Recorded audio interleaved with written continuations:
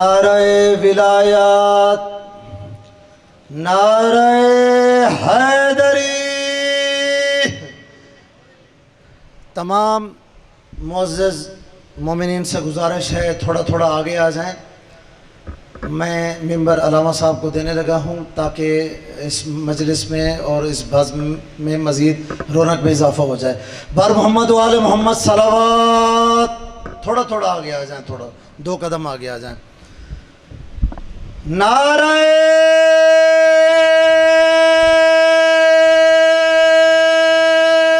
حیدری، دونوں ہاتھ بلند کر کے نعرہ حیدری۔ اب آپ کے سامنے حجت الاسلام والمسلمین علامہ ذاکر طاہری صاحب خطاب فرمائیں گے۔ بر محمد و آل محمد صلوات۔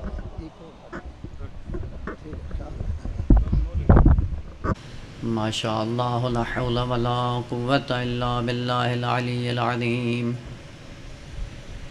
اعوذ باللہ من الشیطان الرجیم، بسم اللہ الرحمن الرحیم۔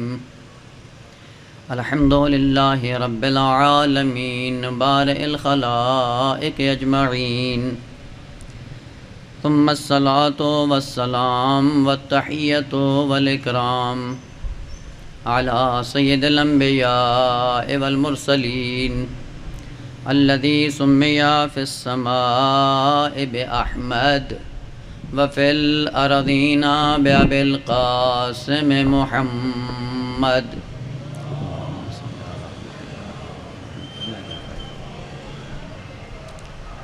وعلى أهل بيته الطيبين الطاهرين المعصومين الذين أذهب الله عنهم الرجس وطهرهم تطهيرا۔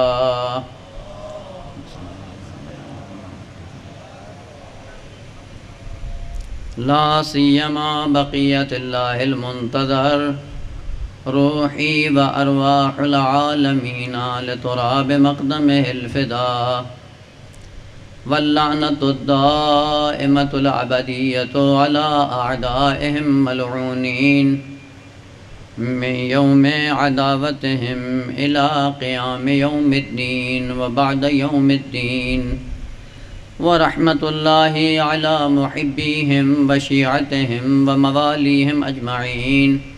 أما بعد فقد قال الله الحكيم، بسم الله الرحمن الرحيم، لقد خلقنا الانسان فی احسن تقویم۔ صلوات پڑھ دیں محمد علیہ۔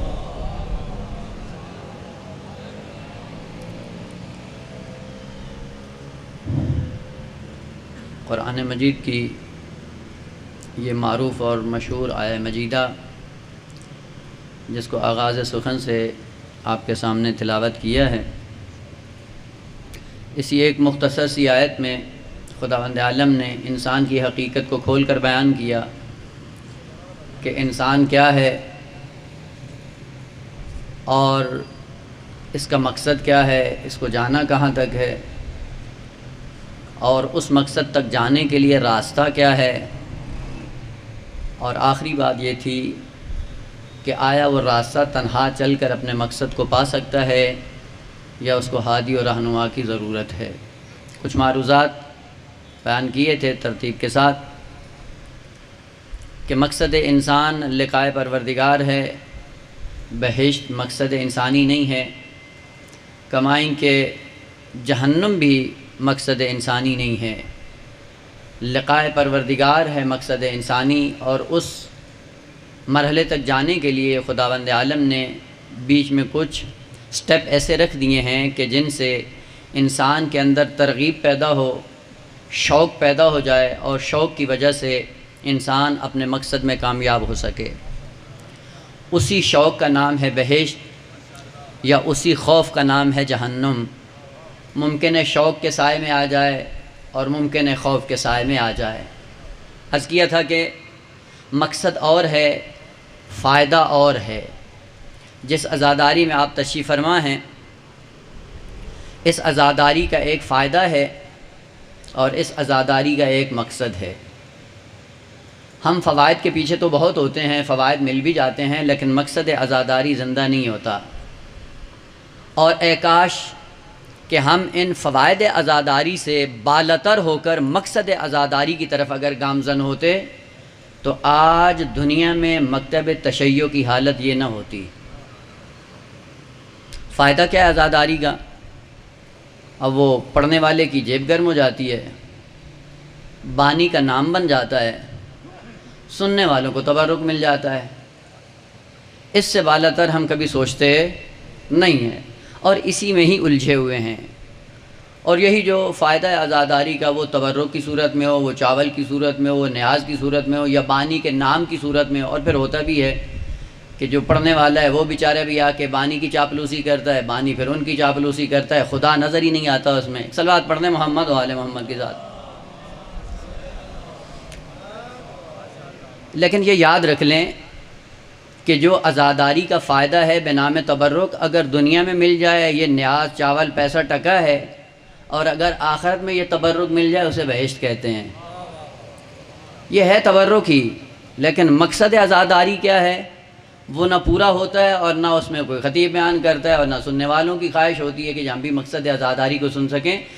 بہرکیف خداوند عالم نے مقصد تک بلانے کے لیے بیچ میں فائدے رکھ دیے، اور اس فائدے کو دیکھ کر انسان اپنے مقصد کی طرف آنے لگتا ہے۔ اور اگر یہ فائدہ نہ ہوتا تو شاید کوئی بشر معصومین کے علاوہ اکا دکا کوئی نظر آتا جو عبادت کرتا خدا کی، وإلا اکثریت ایسی تھی کہ جو عبادت کرنے والی نہیں تھی۔ یہ فائدہ اور مقصد اس لیے بیان کیا خداوند عالم نے کہ مقصد تک پہنچانے کے لیے بیچ میں اس انسان کے لیے کچھ ترغیب اور کچھ شوق پیدا کرنے کے لیے چیزیں رکھ دیں۔ اسی شوق اور ترغیب کا نام ہے بہشت۔ دیکھیں، مثال کے ذریعے اگر بات کو پہنچانا چاہوں تو انشاءاللہ وہ مثال جب تک ذہن میں رہے گی مطلب ذہن سے نہیں نکلے گا۔ یہ بچے ہیں گھر میں، ہر ایک کے گھر میں، جن کے گھر میں نہیں ہیں خداوند عالم ان کی گودیاں آباد کرے۔ بچے چھوٹے چھوٹے کبھی ضد کرتے ہیں، کھانا نہیں کھاتے۔ توجہ میری طرف رہے، بچے چھوٹے چھوٹے کبھی گھر میں ضد کرتے ہیں، کھانا نہیں کھاتے۔ جب کھانا نہ کھائیں تو پھر ماں کا رول کچھ اور ہوتا ہے، باپ کا رول کچھ اور ہوتا ہے۔ توجہ ہے؟ چونکہ وہ بچہ ہے، نابالغ ہے، اس کو نہیں پتا کہ اس کھانے کے اندر میری حیات ہے، اس کھانے کے اندر میری زندگی ہے، اسی کھانے کے اندر میری بقا ہے۔ ضد کر دیتا ہے، نہیں کھاتا ہے۔ پھر ماں آگے بڑھ کر ایک کام کرتی ہے کہ بیٹا تم یہ کھانا کھا لو، میں تمہیں ٹافی دوں گی۔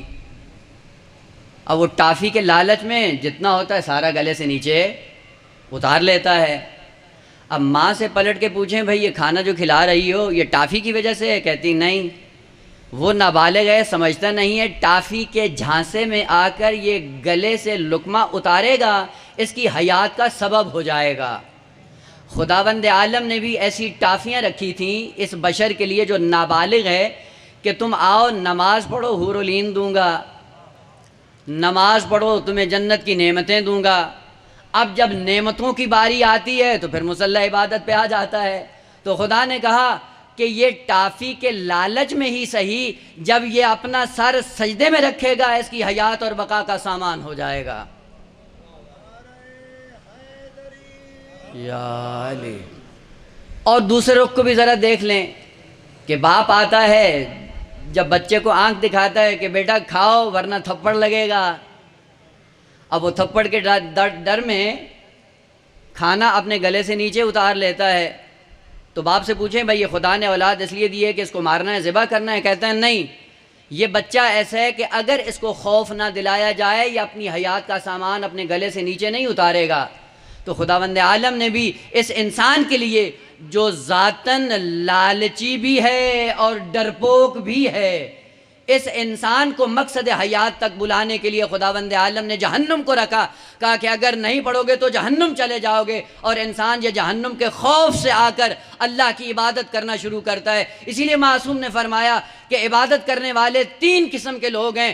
بعض وہ ہیں جو جنت کے لالچ میں عبادت کرتے ہیں، کہا یہ تاجروں والی عبادت ہے، اور کہا بعض وہ ہیں جو جہنم کے خوف سے عبادت کرتے ہیں، کہا یہ غلاموں والی عبادت ہے، اور بعض وہ ہیں جو اللہ کو لائق عبادت سمجھتے ہوئے عبادت کرتے ہیں۔ کہا فرمایا تلک عبادت الاحرار، یہ آزاد لوگوں کی عبادت ہے۔ ایک صلوات پڑھ دیں محمد و آل محمد کی ذات پہ۔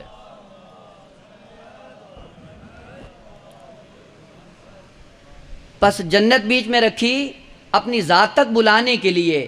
جنت مقصد نہیں ہے، جنت میں پہنچ کر بھی انسان اپنے مقصد حیات کو نہیں پا سکتا۔ اسی لیے امام باقر علیہ السلام سے کسی نے آ کے سوال کیا، مولا جتنے بھی اہل بہشت بہشت میں ہوں گے ان کی حالت کیا ہوگی؟ معصوم نے فرمایا سب کے لیے یوم الحسرت ہوگا۔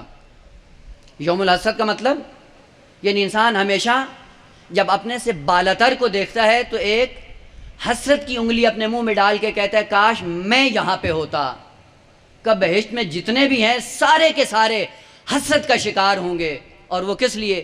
کہا کہ خداوند عالم نے جو زندگی دی تھی اس زندگی میں انسان کتنے کمالات تک پہنچ سکتا تھا، لیکن زندگی کو گوا کے یہاں پہ آ بیٹھا ہے۔ بہشت میں پہنچنے کے بعد بھی انسان کامیاب نہیں ہے، کیوں؟ چونکہ مقصد کا حصول نہیں ہے۔ قرآنی 2 آیات اور آپ کی زحمت تمام۔ خداوند عالم نے قرآن کے اندر پوری بہشت کی جو حقیقت ہے وہ 2 آیات کے ضمن میں بیان کی ہے۔ ایک کہ بہشت شروع ہوتی ہے، پہلا مرتبہ بہشت کا، ابتدائی ترین مرحلہ بہشت کا کیا ہے؟ جنت المأوا۔ بہشت جہاں سے شروع ہوتی ہے پہلے درجے کو، بہشت کے درجے کو جنت المأوا کہتے ہیں۔ ذہن میں یہ الفاظ رکھتے رہیں، کام آئیں گے کسی وقت۔ اور آخری درجے کا نام ہے جنات الفردوس۔ پہلا مرتبہ جنت المأوا اور آخری درجہ بہشت کا جنات الفردوس۔ اور قرآن نے ان دونوں مراتب کے لیے جو کلمے کا انتخاب کیا وہ فرمایا وَجَنَّتُ الْمَأْوَى نُزُلًا وَجَنَّاتُ الْفِرْدَوْسِ نُزُلًا، کہ جنت المأویٰ بھی انسان کے لیے منزل ہے اور جنات الفردوس بھی انسان کے لیے منزل ہے۔ 2 کلمے اسی کی خوبصورتی انشاءاللہ بیان کر کے اگر فرصت ہوئی تو آگے بڑھاؤں گا کلام کو، وإلا یہیں پہ آپ کی زحمت تمام کر دوں گا۔ اور جنت المأویٰ اور جنات الفردوس کے بیچ میں کتنے مراتب ہیں، کتنے درجات ہیں؟ معصوم فرماتے ہیں کہ 40,000 مراتب ہیں۔ جنت المأویٰ سے لے کر جنات الفردوس تک بیچ میں 40,000 مراتب ہیں، اور جس کا جتنا عمل ہوگا اسی عمل کے اعتبار سے جنت المأویٰ سے لے کر جتنا جتنا عمل ہوگا، جتنی جتنی معرفت ہوگی، معرفت اور عمل کے سائے میں بہشت کے درجات بدلتے رہیں گے۔ وہ ایک کیٹیگری میں تو نہیں ہوتا نا انسان، ظاہر سی بات ہے جس طرح کسی نے خلوص سے عمل کیا ہوگا اسی اعتبار سے جنت کے مراتب بدلتے رہیں گے۔ اور وہ جو 40,000 مراتب ہیں بہشت کے، جنت المأویٰ سے شروع ہو کے جنات الفردوس پہ ختم ہو جاتے ہیں۔ بہشت ساری کی ساری یہی ہے، اور عموماً یہاں پہ ہوتا بھی ہے، عموماً یہ اعلان بھی سننے میں آتے ہیں، اگر کوئی امام بارگاہ میں کوئی پیسہ دے دے، یہاں پہ بھی ہوگا یہی سلسلہ، یا کوئی کسی نے مسجد میں پیسہ دے دیا تو کیا کہتے ہیں جی فلاں مرحوم کو خدا جنت الفردوس میں جگہ عطا فرمائے۔ اور ہمارا آخری مقصد یہی ہوتا ہے، چونکہ اس کے بعد معرفت ہی نہیں ہے۔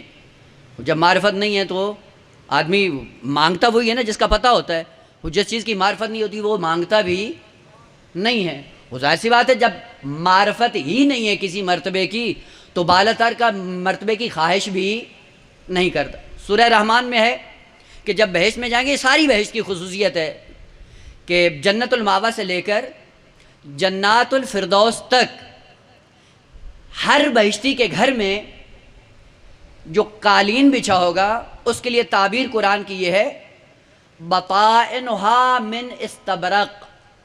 بطائن باطن کی جمع ہے، باطن کہتے ہیں قالین، دیکھا ہے نا، قالین کا ایک اوپر والا حصہ ہوتا ہے اور ایک نیچے والا ہوتا ہے، اس نیچے والے حصے کو کہتے ہیں بطائن۔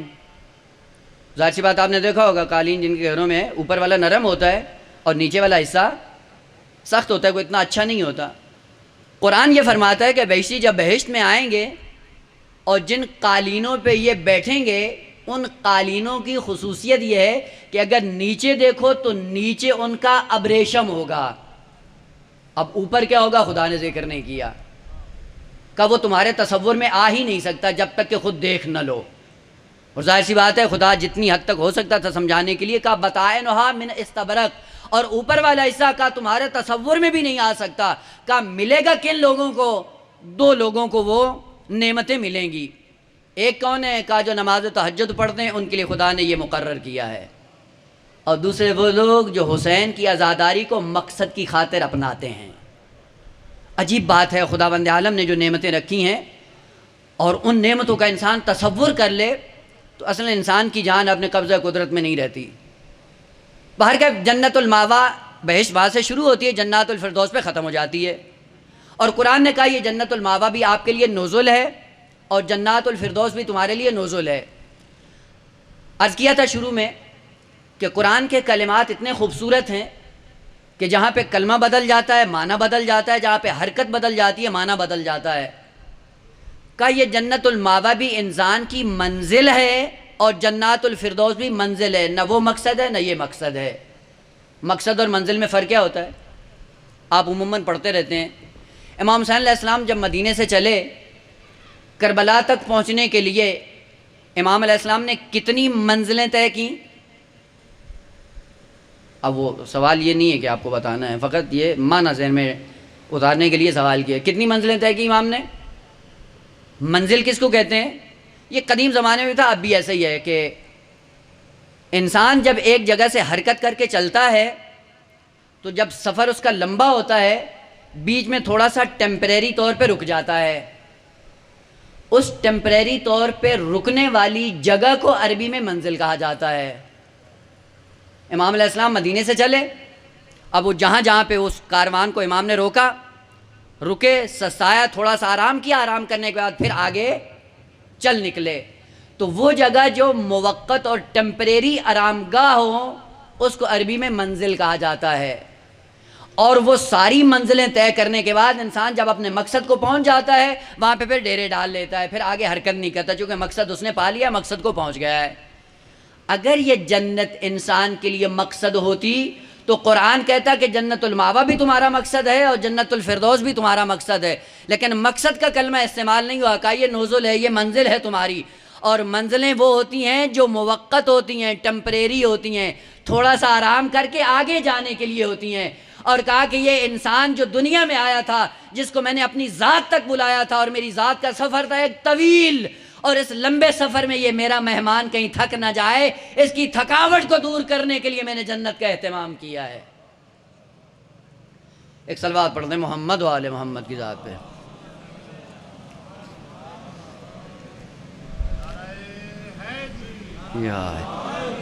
یہ منزلیں ہیں عزیزان محترم، ہر منزل پہ رک کے تھوڑا سا زاد راہ اٹھا کر پھر مقصد کی طرف جانا ہے. لیکن وہ لوگ جو منزلوں پہ ڈیرے ڈال لیتے ہیں وہ منزلوں کے ہی ہو کے رہ جاتے ہیں، وہ مقصد تک نہیں پہنچ پاتے. اور دوسری خوبصورتی اسی لفظ کے اندر کہ اگر یہ منزل ہی ہے تو خدایا قرآن میں لفظ منزل استعمال کر دے، کیوں لفظ نزول کا انتخاب کیا؟ جب منزل ہی ہے تو کہہ تو جنت الماوا بھی منزل ہے، توجہ ہے نا، اور جنات الفردوس بھی منزل ہے. آپ غور سے سنتے رہیں گے بس میرا ہدف پورا ہو جائے گا، خوشی ہوتی ہے. جیسے البتہ مجھے خود بھی پتہ چل جاتا ہے کہ بات میں منتقل پا رہا ہوں یا نہیں. لفظ نزول کا کیوں انتخاب کیا؟ منزل بھی کہہ سکتا تھا خدا، لیکن نزول کیوں کہا؟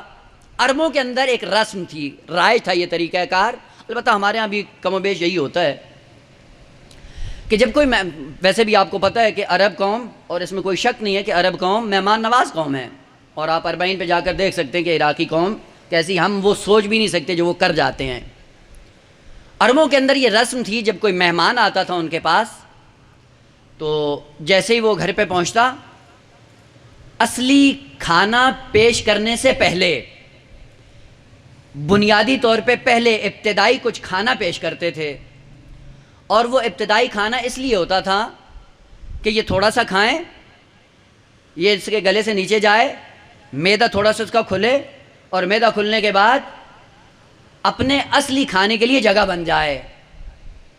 اس ابتدائی کھانے کو عربی میں نزول کہا جاتا ہے. توجہ ہے. ماہ مبارک میں انسان صبح سے لے کے شام تک کا بھوکا ہوتا ہے، اور جو ڈاکٹری اصول ہیں، صحت مند قوانین ہیں، ان کے مطابق انسان جب افطار کا ٹائم آتا ہے تو کیا کرے؟ کہتے ہیں تھوڑا سا سوپ پی لیں جی. سوپ میں کیا ہوگا؟ چونکہ پورے دن کا معدہ بند ہے، سوپ پئیں گے تو معدہ کھل جائے گا، اس کے بعد پھر اصلی کھانا کھائیں، صحت مند بھی رہیں گے. لیکن افسوس یہ ہے کہ ہم چٹپٹی چیزوں کے اتنے عادی ہیں کہ بس وہی تیل کی چیزیں اتنی ابال کے اور وہ ساری تل ول کے اتنا گند کھا جاتے ہیں کہ اصلی کھانے کی باری ہی نہیں آتی ہے. نزل اس کھانے کو کہا جاتا تھا جو مختصر سا ہو اور کھانے کے بعد انسان کی بھوک کو بڑھا دے، اس کو کہا جاتا تھا عربی میں نزل. کتنی خوبصورت تعبیر ہے قرآن کی کہ جنت الماوا بھی نزل ہے تمہارے لیے اور جنات الفردوس بھی نزل ہے تمہارے لیے. یہ ابتدائی کھانا ہے تمہارے لیے، اور یہ ابتدائی کھانا اس لیے ہے کہ تمہاری بھوک کو بڑھایا جائے اور اصلی مقصد کی طرف تمہیں گامزن کیا جائے جو خداوند عالم کی لقاء ہے اور اس کی ملاقات ہے. وہاں تک جانے کے لیے اس انسان کو تیار کیا جا رہا ہے. یہ جنت الماوا بھی ابتدائی کھانا اور جنات الفردوس بھی ابتدائی کھانا. او بھائی یہ کیسے ہو گیا جنت الماوا بھی سب کو یا جنت الفردوس بھی سب کو کرنا؟ ایسا نہیں ہے. کیا کہتے ہیں؟ جیسا مہمان ویسا اہتمام. کرتے ہیں یا نہیں کرتے ہیں آپ؟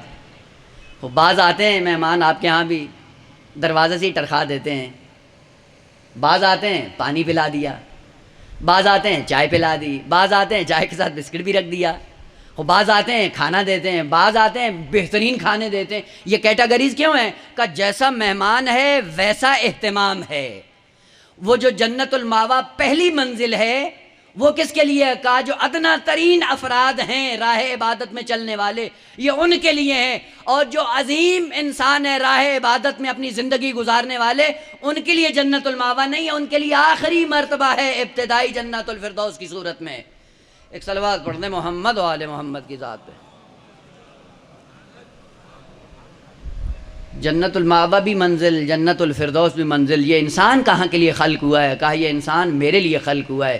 اسی لیے امیر المومنین نہج البلاغہ میں ارشاد فرماتے ہیں آہ من قلت الزاد و طول الطریق و بعد السفر، کہ انسان کے سامنے بہت لمبا مقصد ہے، زاد راہ یہ چند دن کی زندگی بہت کم ہے، اور راستہ اتنا طویل ہے کہ اس راستے کو پانے کے لیے یہ زندگی کم ہے.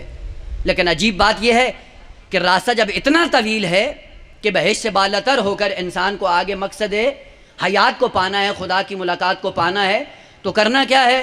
کہ اس لمبے مقصد کے لیے جانے کے لیے ہم نے کچھ شارٹ کٹ راستے رکھے ہیں. ہوتے ہیں نا، بعض لمبے راستے ہوتے ہیں اور بعض شارٹ کٹ راستے ہوتے ہیں. شارٹ کٹ راستوں میں دو چیزیں خدا نے ذکر کی ہیں: جنت الماوا سے عبور کرتے ہوئے، جنات الفردوس سے بالاتر ہوتے ہوئے خدا کی لقاء میں پہنچ سکتے، اور شارٹ کٹ راستے خدا نے ذکر کیے ہیں. دو راستوں کی طرف میں اشارہ کر دوں اور بات کو آگے بڑھاتا ہوں. ایک، امام عسکری علیہ السلام کا ارشاد ہے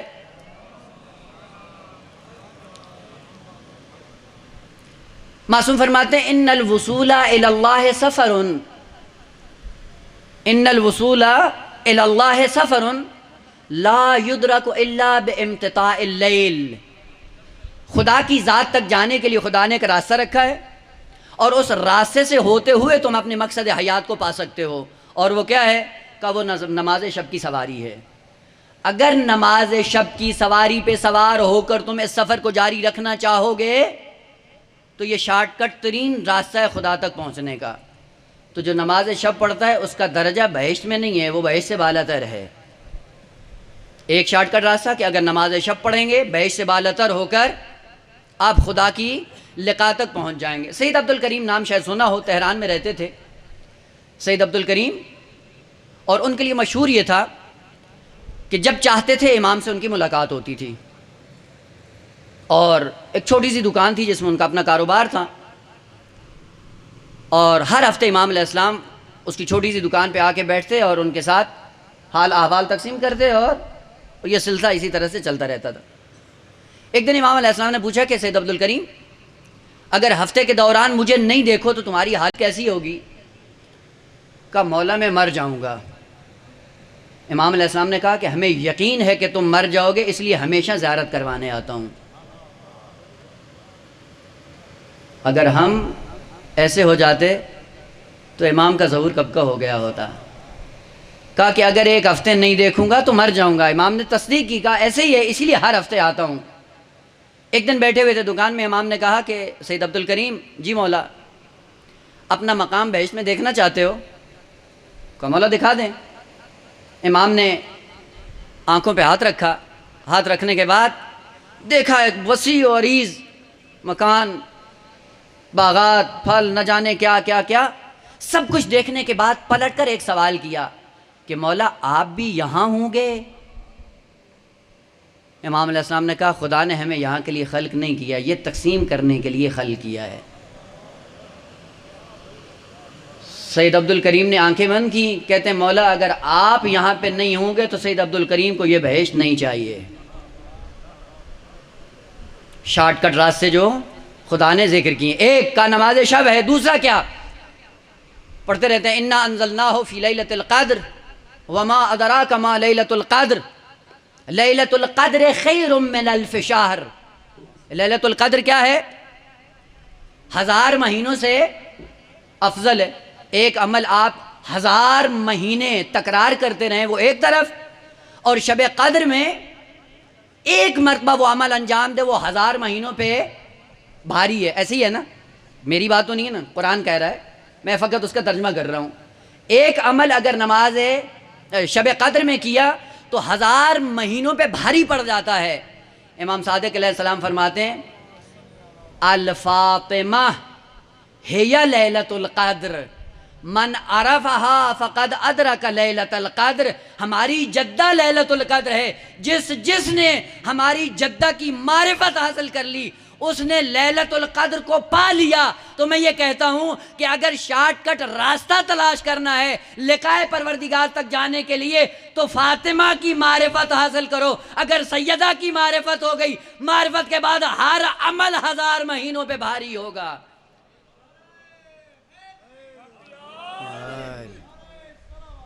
اللہم صلی علی محمد وآل محمد۔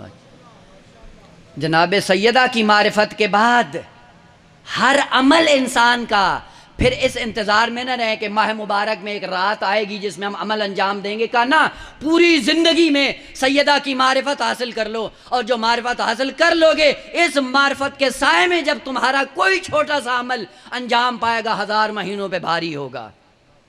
خلقہ کس کے لیے کیا؟ کہا مقصد تک جانے کے لیے۔ مقصد کیا ہے؟ لقائے پروردگار ہے۔ اس سے پہلے جہاں پہ رک جاؤ گے مقصد حیات کو نہیں پاؤ گے۔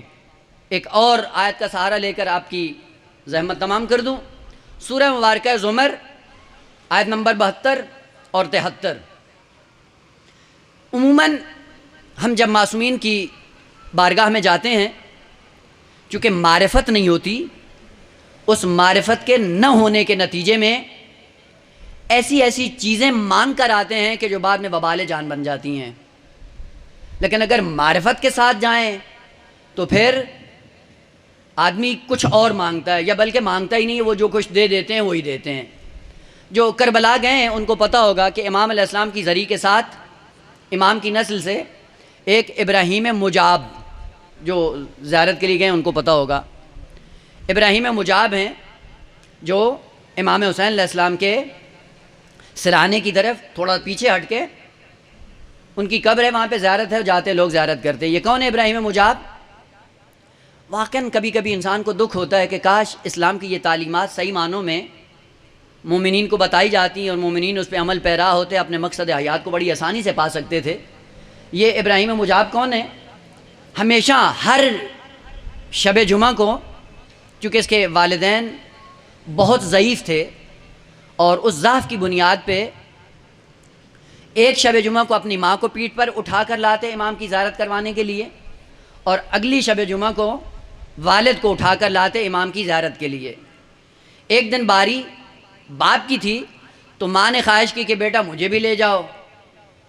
اب باری ان کی نہیں تھی اور یہ بھی اس طرح سے نہیں تھا کہ بہرکیف ابراہیم نے ماں کے سامنے کچھ کہا نہیں. جب ماں نے خواہش کی کہ مجھے بھی لے جائیں، جس طرح بھی ہوا یہ ماں اور باپ دونوں کو بڑی زحمت کے ساتھ اٹھا کر لے کر آیا، اور جب دونوں کو لے کر دروازے سے اندر آتا ہے اور سلام کرتا ہے، السلام علیک یا ابا عبداللہ، زری سے آواز آتی ہے علیک السلام یا بنیا.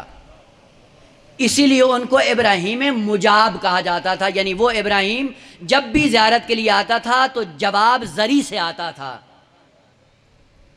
والدین کی خدمت پا کر اور والدین کی خدمت کر کے انسان اس مقام پہ پہنچ سکتا ہے جو ابراہیم مجاب کا ہے. اور آپ نے سنا ہے واقعہ، لمبا چوڑا نہیں ہے، اس میں جانا بھی نہیں ہے، میں صرف اشارہ کر دوں. پتہ ہے نا کہ ایک کسائی تھا اور والدین کی خدمت کرتا تھا، تو حضرت موسیٰ علیہ السلام نے پوچھا کہ جنت میں میرا ہمسایہ کون ہوگا؟ تو بتایا گیا کہ یہ کسائی ہے. بعد میں پتہ چلا کہ کرتا کیا؟ والدین کی خدمت کرتا ہے. تو جو والدین کی خدمت کرتا ہے وہ حضرت موسیٰ علیہ السلام کا ہم نشین ہوتا ہے. جو والدین کی خدمت کرے وہ موسیٰ کا ہم نشین، لیکن جو مکتب اہل بیت کی خدمت کرے وہ آل محمد کے ساتھ ہوتا ہے. لیکن افسوس یہ ہے کہ ہم نے مکتب اہل بیت کی کوئی خدمت نہیں کی. البتہ بڑے افسوس کے ساتھ کبھی یہ باتیں ہوتی ہیں، آ جاتی ہیں ذہن میں، انسان کہہ دیتا ہے واللہ حقیقت یہ ہے بل الانسان علی نفسہ بصیرہ. جب فرصت ملے اپنے گریبان میں جھانک کے دیکھیں، ہم مجلس میں کیوں آتے ہیں، ہم مجلس کیوں کرواتے ہیں، ہمارا کسی سے جھگڑا کیوں ہے، اور کیوں عزاداری کے نام پہ اتنے گروہ سے گروہ بنتے چلے جا رہے ہیں، اور سب کی زبان پہ حسین ہے. حسین نے تو یہ درس نہیں دیا تھا، مکتب حسین تو یہ درس نہیں دیتا ہے. ایک ہی عزادار دوسرے عزادار کے ساتھ دست پہ گریبان ہے. قرآن کی آیت ہے، میری بات نہیں عزیزان، ذہن میں رکھیے گا. یریدون ان یتحاکموا الی الطاغوت، معصوم فرماتے ہیں، یہ قرآن کی آیت، اور معصوم فرماتے ہیں کہ جو اپنا حق طاغوت حاکم سے لینے کے لیے اپنے مومن بھائی کو محکمے میں لے کے آتا ہے، کہا اس کا ہم سے کوئی تعلق نہیں ہے. توجہ ہے، بات کڑوی ہے لیکن فرق نہیں کرتا ہے. جب ہم بیان نہیں کریں گے تو کون بیان کرے گا؟ اذا ظہر البدع فی العالم فعلی العالم ان یظہر علمہ ومن لم یظہر فعلیہ لعنۃ اللہ والملائکۃ والناس اجمعین. جب بدعات زمانے میں رائج ہو جائیں تو عالم دین کا یہ فریضہ ہے کہ ان کے خلاف قیام کرے، اور اگر وہ عالم قیام نہیں کرتا تو خدا فرماتا ہے میری ملائکہ اور پوری بشریت کی اس پہ لعنت ہوگی. یہ کتنے عزادار ہیں مومن جو مکتب اہل بیت کے ماننے والے ہیں، ہر ایک کے سامنے روڑے اٹکانے کے لیے طاغوت کا جا کے سہارا لیتے ہیں. ہر ایک مومن کیس میں پھنسا ہوا ہے. کیوں بھائی؟ یہ جس کے سامنے جا رہے ہو یہ تہجد گزار ہے، یہ جس کے سامنے کیس رکھتے ہو یہ مکتب اہل بیت کا پیروکار ہے، جس کے سامنے جا کر درخواستیں دیتے ہو یہ الہی انسان ہے. قرآن فرماتا ہے یریدون ان یتحاکموا الی الطاغوت. باطل کی نشانی یہ ہے کہ جب بھی وہ کریں گے ہمیشہ باطل کا سہارا لیں گے. کا مومنین کا یہ حق نہیں بنتا. چھوٹا سا بیچ میں امام موسیٰ کاظم علیہ السلام کا عرض کر دوں، یہ چیزیں رکھیں، یہ نہ کہیں کہ کل قیامت کے دن کہیں، وہ ہے قرآن کی آیت سورہ مبارکہ مدثر میں، الم یاتکم نذیر، تمہارے اندر کوئی نذیر نہیں آیا تھا، تمہیں آگاہ کرنے کے لیے کوئی نہیں آیا تھا؟ قالوا بلا قد جاءنا نذیر، آئے تو تھے، باتیں تو کرتے تھے، لیکن ہم نے کسی کی نہیں سنی. ابراہیم جمال کا نام سنا ہے نا؟ ابراہیم جمال حضرت امام موسیٰ کاظم علیہ السلام کے زمانے میں اس کا کاروبار تھا اونٹوں کا، اور آج کل کا وہ اگر ذہن میں رکھنا چاہیں تو آج کل کا ٹرانسپورٹر تھا. یہ جو آج ٹرانسپورٹ کی کام کرتے ہیں، ٹرک رکھے ہوتے ہیں، بسیں ہوتی ہیں، یہ ٹرانسپورٹ کا کام اس زمانے میں اونٹوں کے ذریعے ابراہیم جمال کیا کرتا تھا. اور ایک دن امام علیہ السلام نے بلایا، اور بلانے کے بعد، اور ظاہر سی بات ادھر سے ہارون جیسا صفاک انسان طاغوت، ابراہیم آیا اور امام علیہ السلام نے اشارہ کیا، کہا کہ ہم چاہتے نہیں ہیں کہ ہمارا ماننے والا ہو اور طاغوت کی خدمت میں ہو. ابراہیم گیا اور جا کر پورا اپنا کاروبار ٹھپ کر دیا. سننے کی باتیں ہیں، مقام عمل میں اپنانا بڑا مشکل ہے. ہم 1 ٹکا عزاداری کے لیے خرچ کرنے کے لیے تیار نہیں ہیں، اور یہ سمجھتے ہیں کہ شاید ابراہیم جمال کی طرح امام موسیٰ کاظم علیہ السلام کے ماننے والوں میں سے آ جائیں گے. بہت مشکل ہے، یہ راستہ بہت سنگین ہے. گیا، اس نے سارا کاروبار ٹھپ کر دیا. اور امام علیہ السلام نے جب کہا کہ پتہ ہے کیوں کہہ رہا ہوں؟ کہا نہیں مولا. کہا جب تم اونٹ ادھار پہ دیتے ہو تو ادھار پہ دینے کے بعد تمہارا یہ دل کرتا ہے کہ جب تک تیرا ادھار وہ نہ دے دے تب تک وہ زندہ رہے؟ کہا ہاں مولا، دل تو کرتا ہے، پیسہ ہے، پراپرٹی اپنی لگائی ہوئی ہے، کاروبار ہے، تو دل تو کرتا ہے۔ کہ جو شخص بھی ہمارے ماننے والوں میں سے ہمارے طاغوت کی زندگی کی اتنی بھی دل میں نیت کرے کہ اس کا ہمارے ساتھ کوئی رابطہ نہیں ہے۔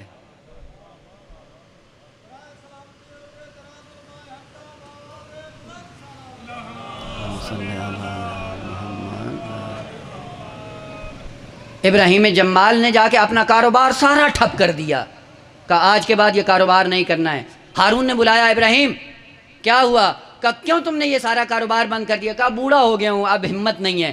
کہا نہ، تو بوڑھا نہیں ہوا ہے، مجھے پتہ ہے کہ تمہارے دلوں پہ حکومت کس کی ہے، جس کی حکومت ہے تم ان کے تابع ہو۔ اور پھر یہ اعتراف بھی کرتا ہے کہ ٹھیک ہے کہ ہمارے پاس اقتدار ہے لیکن ان کے پاس دلوں پہ حکومت ہے۔ جو دلوں پہ حکومت کرتے ہیں وہ اور ہوتے ہیں، جو اقتدار کی زبان میں بات کرتا ہے وہ اور ہوتا ہے۔ کاش ہمارے شیعہ بھی دلوں پہ حکومت کرنے کے لیے اپنے کردار سے منواتے، نہ یہ کہ ایک دوسرے کے ساتھ دست بے گریبان ہو کر طاغوت کا سہارا لے کر ایک دوسرے کو ذلیل کرتے۔ کہ صلوات پڑھتے ہیں محمد و آل محمد کی ذات۔ پھر بھی ایک صلوات پڑھتے ہیں محمد و آل محمد کی ذات۔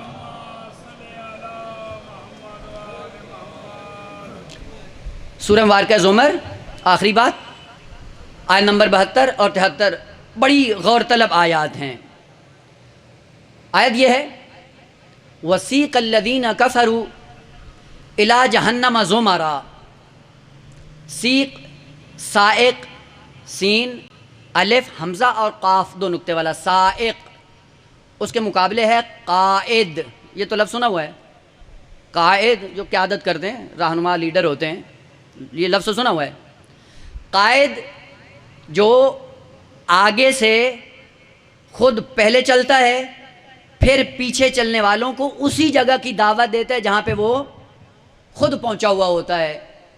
یعنی پہلے وہ طے کرتے ہیں، طے کرنے کے بعد پھر دوسروں کو بلاتے ہیں، آؤ جس منزل پہ ہم پہنچے ہیں اس پہ تم بھی آ جاؤ۔ اسی لیے زیارت جامع کبیرہ میں ائمہ طاہرین کی خصوصیات میں سے ایک سب سے بڑی صفت کیا تھی؟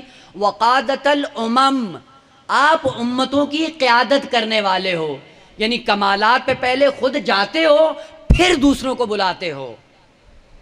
اور ہمارے ہاں کیا ہوتا ہے؟ جو خطیب حضرات ہیں یا ممبری حضرات ہیں یا تبلیغ کرنے والے ہیں وہ کیا کرتے ہیں؟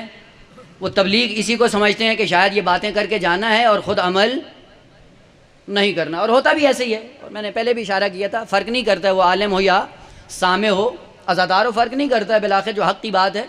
اگر علماء قائد بن کر اس قوم کی رہنمائی کرتے ہیں تو آج اس امت کی حالت کچھ اور ہوتی۔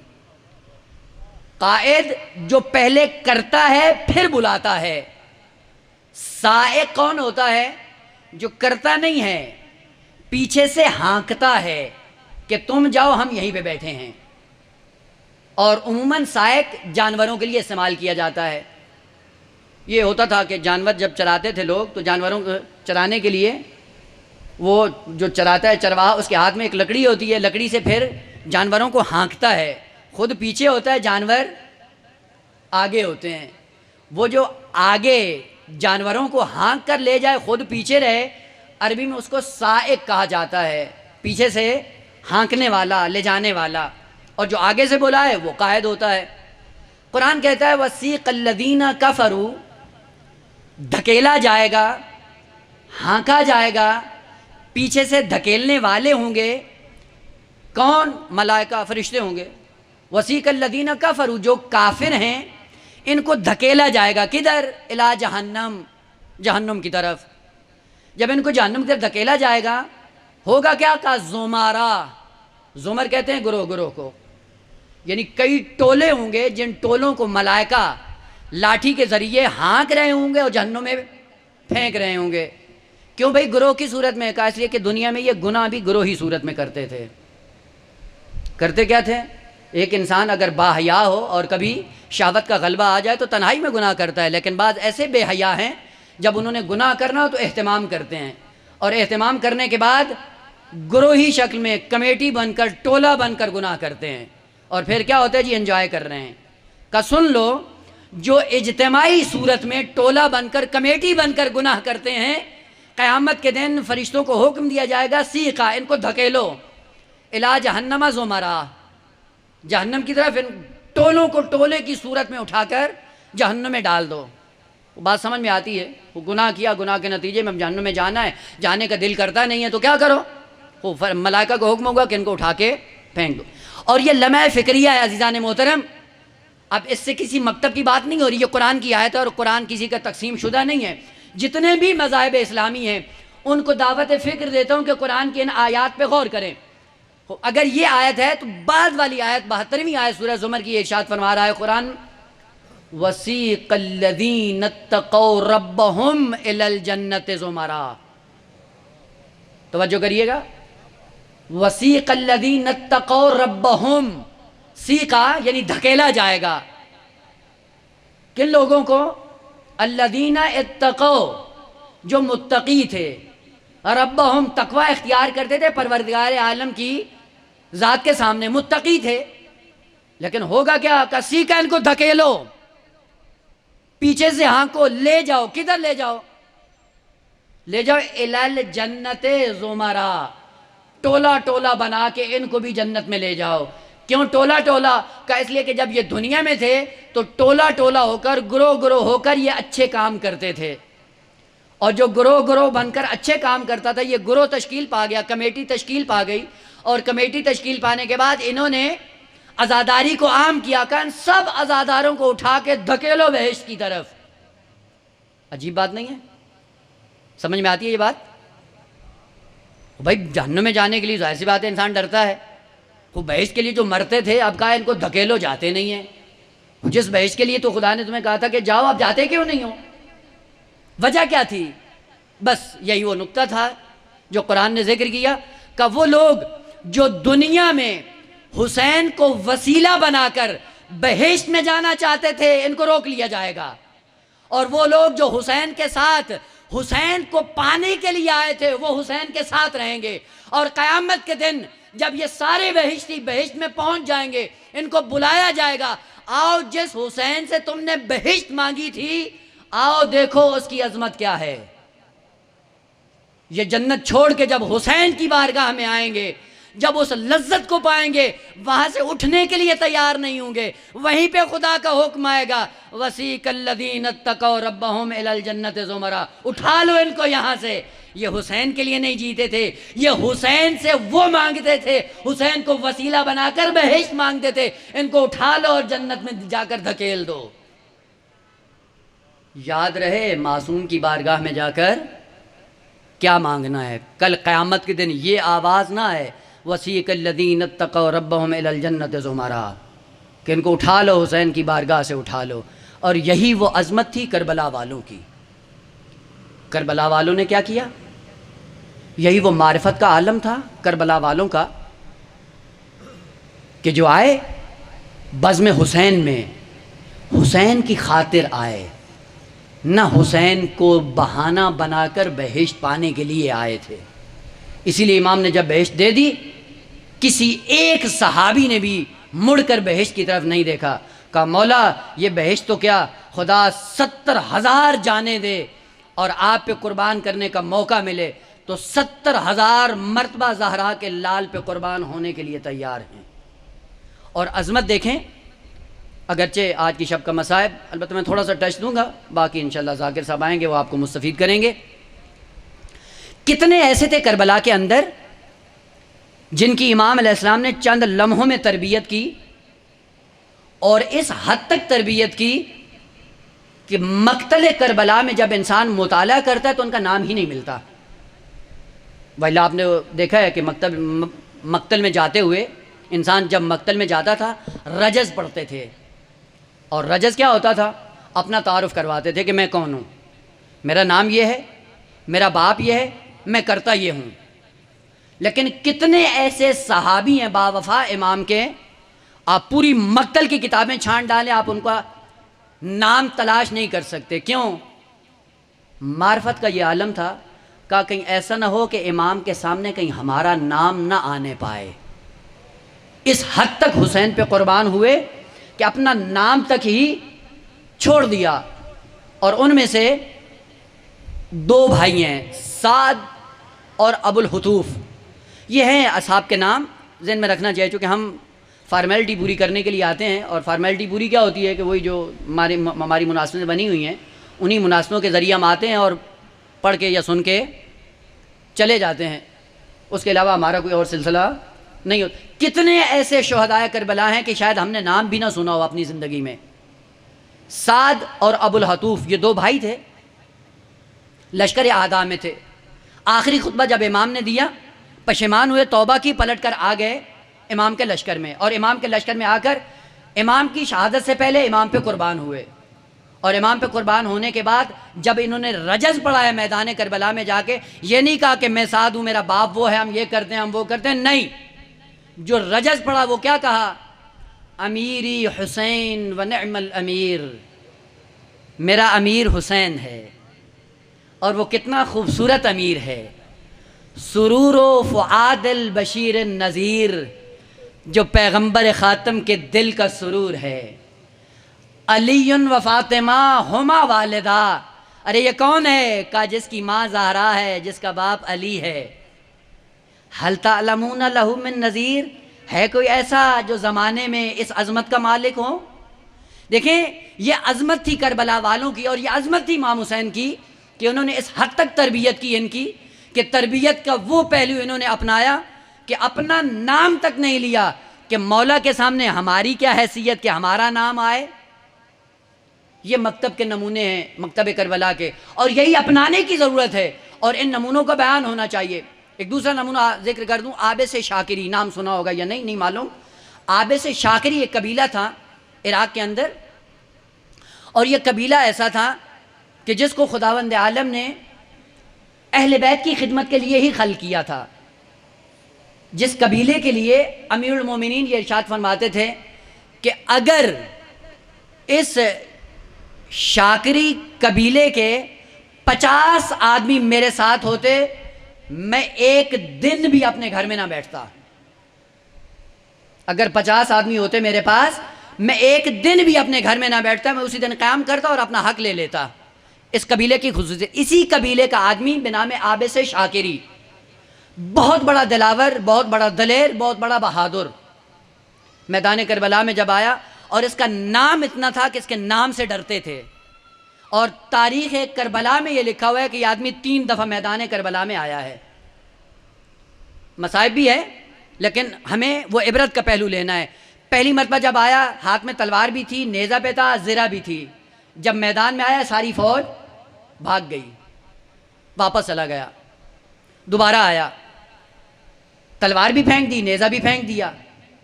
آیا اور آ کر اس نے رجز پڑھا، اور رجز پڑھنے میں کیا؟ مگر تم میرے مولا کو قتل کرنے نہیں آئے ہو؟ ہے کسی میں دم جو آئے مقابلے میں؟ تاریخ نے لکھا کوئی نہیں آیا، واپس چلا گیا. جب پلٹ کر تیسری مرتبہ آیا، اپنی زرہ بھی اتار دی. زرہ بھی اتارنے کے بعد نہتے ہاتھ میدان کربلا میں آتا ہے، اور تاریخ نے یہ لکھا ہے کہ کسی کے اندر دم نہیں تھا کہ اس کا مقابلہ کر سکے. اور ایسے کتنے تھے کربلا میں کہ جو اس عظمت کے مالک تھے، جو حسین پہ قربان ہونے والے تھے. اس میں بڑے بھی شامل تھے، اس میں چھوٹے بھی شامل تھے. انہی میں سے ایک نمونہ اور عرض کر دوں اور آپ کی زحمت تمام کر دوں. انشاءاللہ شہادت ہمارے ذاکر صاحب پڑھیں گے انشاءاللہ، اور آپ مصاب ہوں گے. میں ان کا ٹائم نہ لوں، البتہ یہ نہ سمجھیے گا کہ شہادت پڑھنا نہیں ہے، پڑھنی بھی آتی ہے، پڑھ بھی لوں گا، لیکن ان کو موقع دوں کہ جناب قاسم کی شہادت وہ پڑھیں گے. بس میں تھوڑا سا یہ حق بھی ادا ہو جائے کربلا والوں کا. ایک نام میں سن لیں اور دعا کریں خدا ہمیں بھی ایسے اصحاب میں شمار کرے. سعید ابن عبداللہ حنفی، نام ذہن میں رکھ لیں، سعید ابن عبداللہ حنفی. میدان کربلا میں آتا ہے، جب آخری وقت آتا ہے نا امام کا، امام نے آ کر یہ آواز بلند کی کہ اے میرے شیروں، کوئی ہے جو میری سپر بنے اور زہرا کا لال 2 رکعت نماز پڑھے؟ اور جتنے موجود تھے سارے پلٹ کر آ گئے امام کے سامنے. انہوں نے دیوار بنا دی اور دیوار بنانے کے بعد سعید ابن عبداللہ حنفی آگے بڑھتا ہے اور سعید ابن عبداللہ حنفی آ کر کہتا ہے مولا، ہاتھ جوڑ کے کہتا ہے مولا میرا آپ پہ احسان نہیں ہے لیکن یہ سپر بننے کا شرف مجھے ہونا چاہیے، اس لیے کہ تمہارے اصحاب میں کوئی بھی ایسا نہیں ہے جو حسین کی محبت میں ہزاروں کلومیٹروں کا فاصلہ طے کر کے آیا ہو. کہا وہ کیسے؟ کہا میں کوفے میں تھا، کوفے والوں نے خط لکھے کہ جاؤ حسین کو مکہ میں دعوت دو، میں نے کوفیوں کے خط لیے، امام کی بارگاہ میں مکہ میں آیا، مکہ میں امام کو خط دیے، امام نے خط پڑھے، خط پڑھنے کے بعد مسلم کو اپنا سفیر بنایا. مسلم راستہ نہیں جانتا تھا، مسلم کے ساتھ مل کر میں آیا دوبارہ کوفے کی طرف. کوفے میں مسلم کے ہاتھ پہ کوفیوں نے بیعت کی. بیعت کرنے کے بعد جب مسلم مطمئن ہو گئے کہ اب کوفیوں نے بیعت کر لی ہے تو پھر مسلم نے خط لکھا کہ زہرا کا لال کوفیوں نے بیعت کر لی ہے، آپ آ جاؤ. مسلم کا خط لے کر پھر میں مکہ پہنچا. مکے کے بعد پھر میں حسین کے ساتھ مل کر کربلا کی سرزمین پہ آیا ہوں. مولا آپ کے جانثارے میں کوئی ایسا ہے جو آپ کی محبت میں اتنا سفر کر کے آیا ہو؟ میں کہوں گا سعید تو نے سفر ضرور کیا ہے لیکن تیرے ساتھ نہ مائیں تھی، نہ بہنیں تھی، نہ بیٹیاں تھی، نہ کسی کو چادر چھن رہی تھی، نہ کسی کو تماچے لگ رہے تھے، تو اکیلا تھا، سفر کرتا رہا. لیکن قربان جاؤں سید سجاد پہ جو سفر بھی کرتا جا رہا ہے، پاؤں میں بیڑیاں، ہاتھوں میں ہتھکڑیاں، گلے میں بھاری دوگ، ارے سر اٹھاتا تو کیا نظر آتا؟ نیزوں پہ سر ہے، ماؤں کے سروں پہ چادریں نہیں. اترکم اللہ. سعید سپر بنا. اشقیاء نے امام صلی اللہ علیہ وسلم پہ تیر برسانا شروع کیے. مقتل نے یہ لکھا ہے کہ جیسے ہی کوئی تیر مارتے تھے یہ اپنا جسم آگے کر دیتا اور تیر کو اپنے جسم پہ لے لیتا. اتنے تیر کھائے کہ تیر کھانے کے بعد یہ نڈھال ہو کے گر گیا. جیسے ہی گرا ایک شقی نے تیر کو کمان میں ڈال کر امام کے چہرے کا نشانہ بنایا. سعید کے جسم میں سقط نہ تھی لیکن سعید نے جب دیکھا کہ جب یہ تیر آ رہا ہے زہرا کے لال کے چہرے پہ کہیں پیوست نہ ہو، کہتا ہے میرے جسم میں سقط نہ تھی، میں نے چہرے کو آگے بڑھایا، تیر کو چہرے پہ لیا، زہرا کے لال کی گود میں گر گیا. آواز دی اوفیت یبن رسول اللہ، اے زہرا کا لال کیا میں نے وفا کر دی؟ کہا ہاں تو نے وفا کر دی، میں راضی، میرا نانا راضی. انتا امامی فی الجنہ. اے سعید قیامت کے دن جہاں حسین ہوگا وہیں سعید ہوگا. الا لعنت اللہ علی الظالمین وسیعلم الذین ظلموا ای منقلب ینقلبون رضا بقضائہ وتسلیما لامرہ لا معبود سواک. صلوا علی محمد وآل محمد.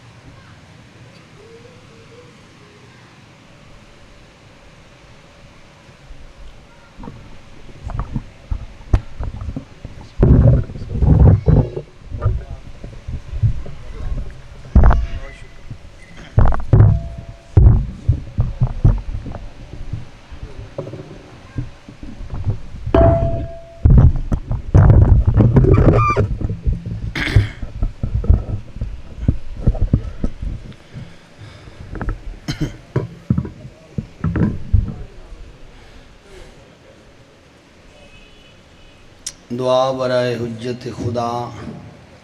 بسم اللہ الرحمن الرحیم. اللہم کل ولیک الحجت ابن الحسن عسکری علیہ